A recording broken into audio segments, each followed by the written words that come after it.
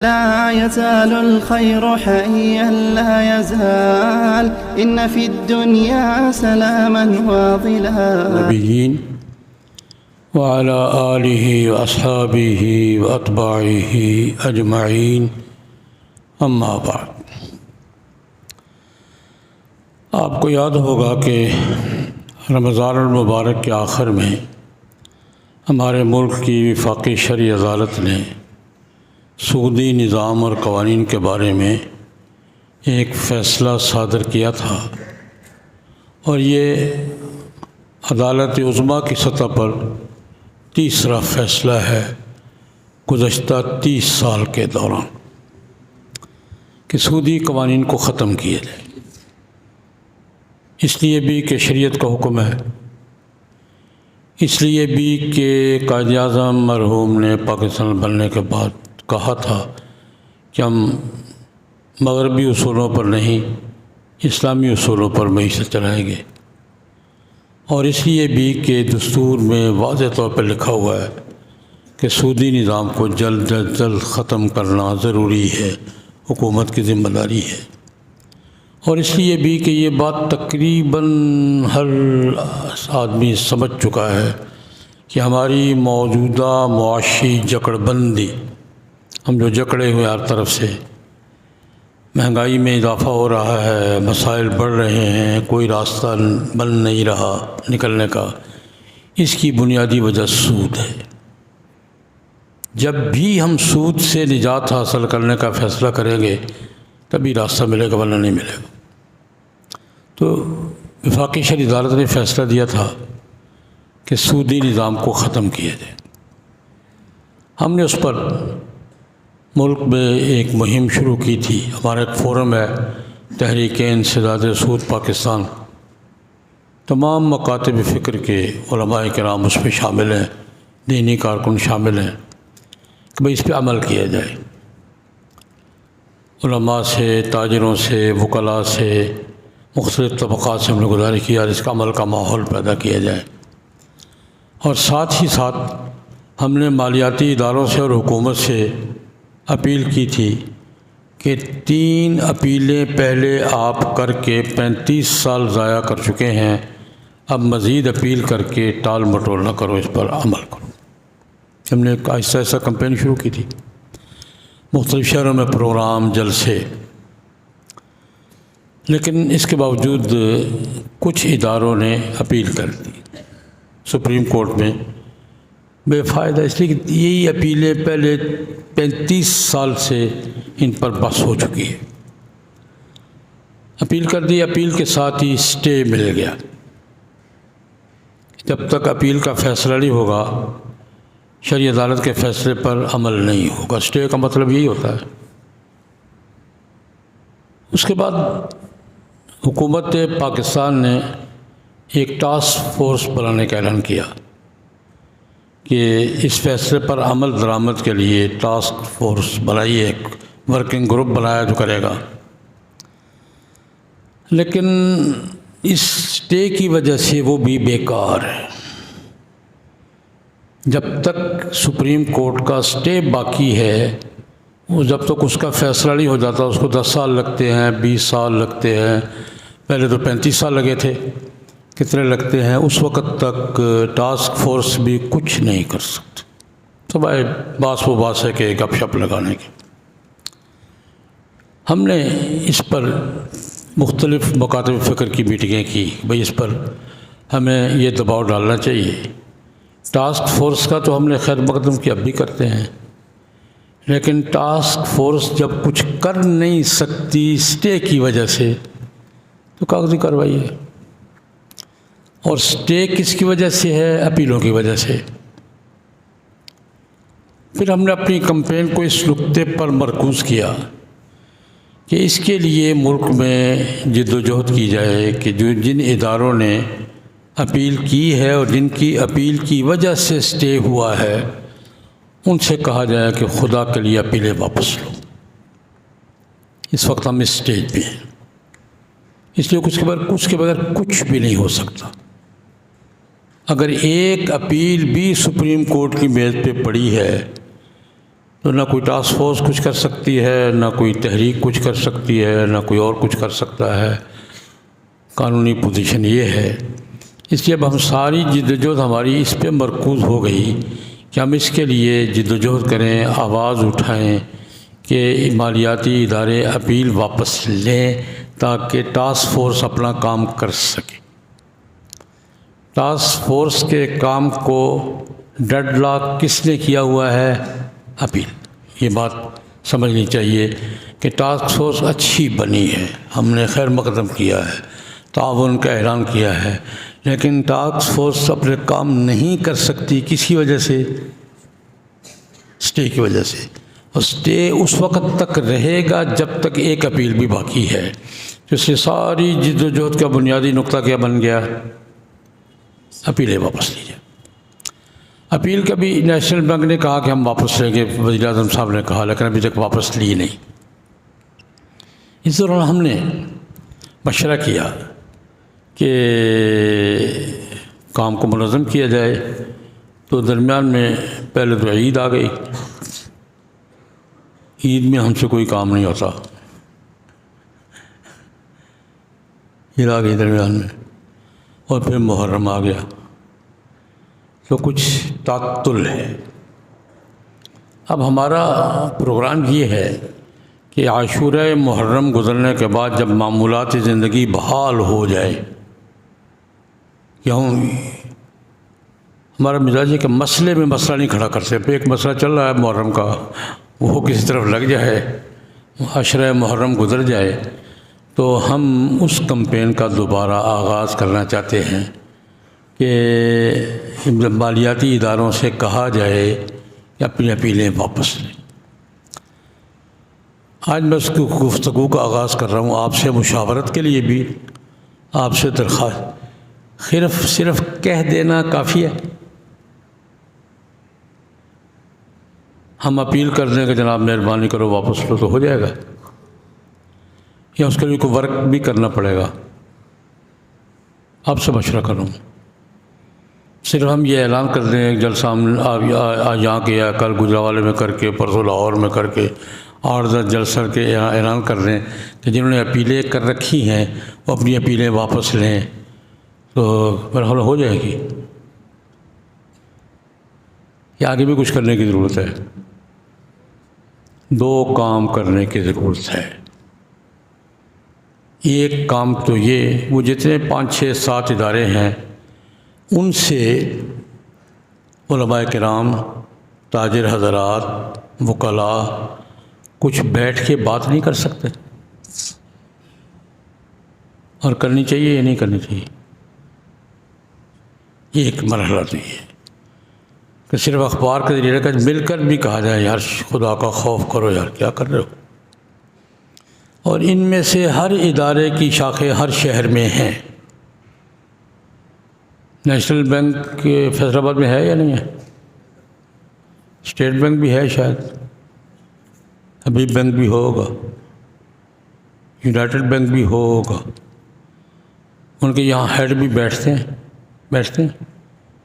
کیا فیصل آباد کے لوگ اپنے شہر کے ان مالیاتی اداروں کے ہیڈ کوارٹرز میں وفد کی صورت میں جا کر ان سے بات کر سکتے ہیں کہ یار خدا کا خوف کیا کر رہے ہو؟ کیا یہ بات سمجھ میں آ رہی ہے کہ نہیں آ رہی؟ اب ہم یہ کمپین شروع کر رہے ہیں، یہاں سے آغاز کر رہا ہوں کہ ایک مرحلہ تو یہ ہے، رابطہ کیا جائے، علماء تاجر حضرات 2-2 4-4 ملیں، جائیں، نیشنل بینک کے ہیڈ آفس میں جائیں، حبیب بینک کے ہیڈ آفس میں جائیں، یونائٹڈ بینک کے ہیڈ آفس میں جائیں، اسٹیٹ بینک کے یہاں کوئی ہیڈ آفس ہوگا جائیں، ان سے کہیں تم بھی مسلمان ہو یار، کلمہ پڑھتے ہو، قرآن پہ ایمان کا دعویٰ کرتے ہو، رسول اللہ پہ ایمان رکھتے ہو، مہربانی کرو۔ بڑے شہروں میں ہمارا پروگرام یہ ہے کہ شہر کے تاجر طبقہ بالخصوص علماء کرام، دینی جماعتوں کے کارکن، وکلاء اپنے اپنے علاقے میں ان بینکوں کے ہیڈز کو جا کے ملیں اور ان سے مل کر مطالبہ کریں اپیل واپس لیں۔ کیا یہ بات ٹھیک ہے؟ آپ حضرات کچھ کر سکیں گے یا نہیں کر سکیں گے؟ ایک بات، اس سے اگلا مرحلہ پھر یہ ہے، ہم نے بائیکاٹ کی اپیل کی تھی کہ ہم یہ کہا تھا کہ بائیکاٹ کی اپیل کریں گے۔ اگلے مرحلے میں ہم 2-3 مہینے میں یہ کمپین بھی منظم کرنا چاہتے ہیں کہ جو اپیل واپس نہ لینے پر اڑے ہوئے ہیں ان بینکوں کا پبلک میں بائیکاٹ کیا جائے۔ یہ بھی ہمارا حق ہے یا نہیں ہے؟ جو اڑ گئے نہیں کرتے ہوئے ان کا بائیکاٹ کی کوشش کرنا ہمارا حق ہے یا نہیں ہے؟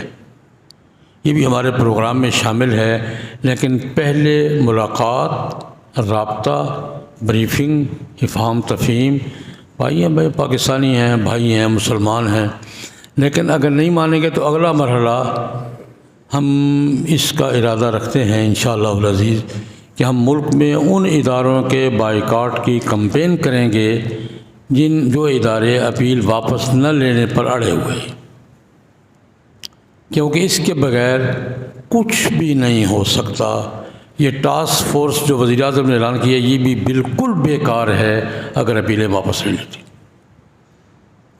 یہ ہمارا ارادہ ہے، پروگرام ہے، اور آج میں نے آپ سے آغاز کیا ہے گفتگو کا، لیکن اس موقع پر باتیں تو ہم ہر کرتے رہتے ہیں۔ ایک واقعہ عرض کر دیتا ہوں ایمان کی تازگی کے لیے، اپنے بھی آپ کے بھی، شاید پہلے بھی کبھی عرض کیا ہو کہ سود کے بارے میں جناب نبی کریم صلی اللہ علیہ وسلم کے ارشادات تو بہت ہیں، حضور کا طرز عمل کیا تھا اور حضور کی سنت کیا ہے۔ فتح مکہ کے بعد لڑائی ہوئی تھی حنین کی، اب تک مکہ فتح ہوا تھا، فتح مکہ کے بعد لڑائی کون سی ہوئی تھی؟ حنین کی، قرآن پاک میں ذکر ہے۔ پھر اوطاس کی لڑائی ہوئی تھی، پھر حضور نے طائف کا محاصرہ کیا تھا ایک ہی سفر میں، مکہ، حنین، اوطاس، واپسی پر طائف کا محاصرہ کیا۔ طائف میں بڑا مضبوط قبیلہ تھا بنو ثقیف، محاصرہ کر لیا، مکہ فتح ہو گیا تھا، اوطاس فتح ہو گیا تھا، حنین فتح ہو گیا تھا، طائف فتح نہیں ہوا۔ جو بات حقیقت ہے 17 دن محاصرہ رکھا، پھر حضور نے کہا چلو یار چلتے ہیں، پھر کبھی صحیح۔ یہ لڑائی ادھار 3 جنگیں جیت چکے ہم، چوتھی لڑائی ادھار، محاصرہ اٹھا کے حضور چلے گئے، طائف فتح نہیں ہوا۔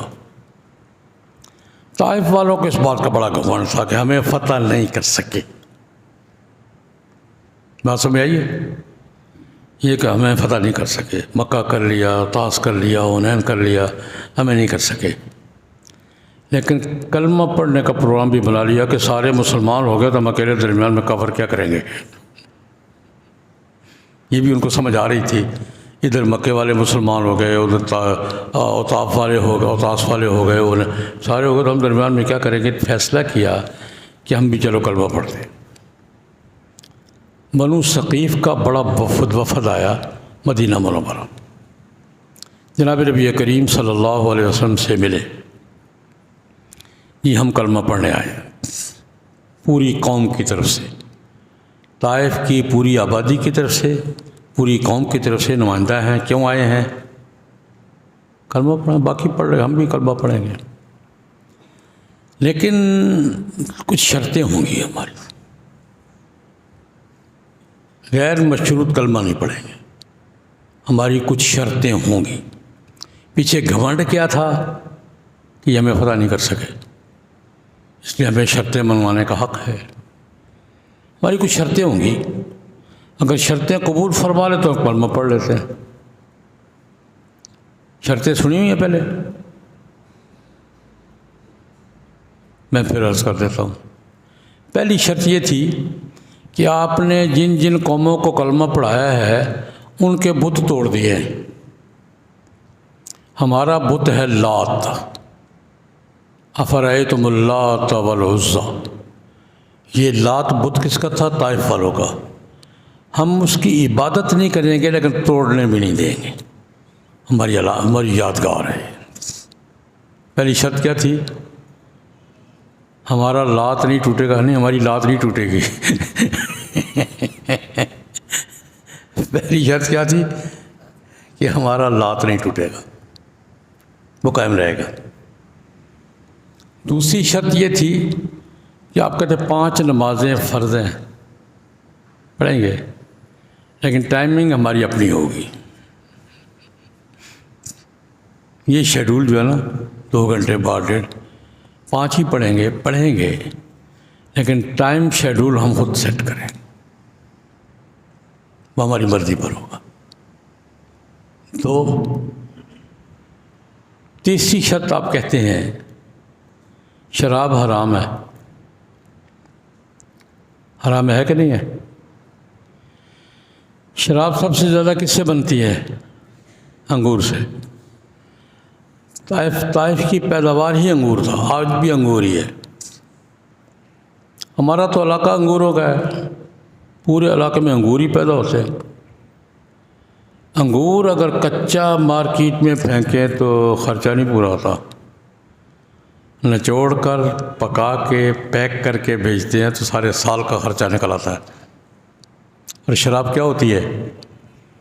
انگور کو نچوڑ کے پکا کے پیک کر لیں تو وہ شراب ہے۔ ویسے وہ گولیاں ہیں، تازہ تازہ جوس ہے، جوس گرم کر لیں شراب ہے۔ کہ تجربہ نہ شروع کر دینا کہیں۔ ویسے انگور گولیاں ہیں، نچوڑ کے تازہ پئیں تو کیا ہے؟ جوس ہے۔ یہی جوس گرم کر لیں شراب ہے۔ میں نسخہ نہیں بتا رہا، خبر دے رہا ہوں۔